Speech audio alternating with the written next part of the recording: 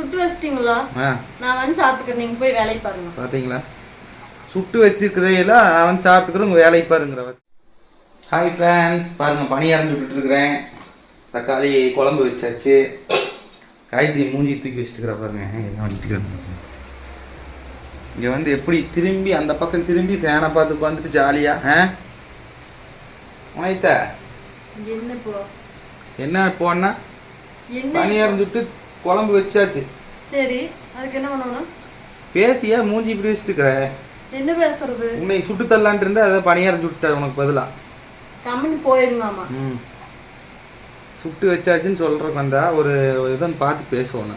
சுட்டு வச்சிட்டீங்களா?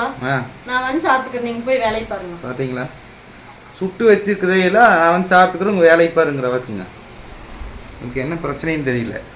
நிறைய பேர் வந்து நான் சொன்னதை கரெக்டுன்னு கமெண்ட் பண்ணியிருக்கீங்க, பார்த்தேன் நான். ஒரு சிலர் வந்து அக்கா சொல்கிறது கரெக்டுன்னு சொல்லியிருந்தீங்க. ஆனால் வந்து எங்கள் அம்மாட்ட கேட்டால் எங்கள் அம்மா வந்து 6 மணிக்கு மேலே துணி துவைக்கக்கூடாதுன்னு தான் சொல்லுவாங்க. இது எல்லாம் சொன்னோம்னா பைத்தியக்காரன்றாங்க, என்ன பண்ணுறதுங்க.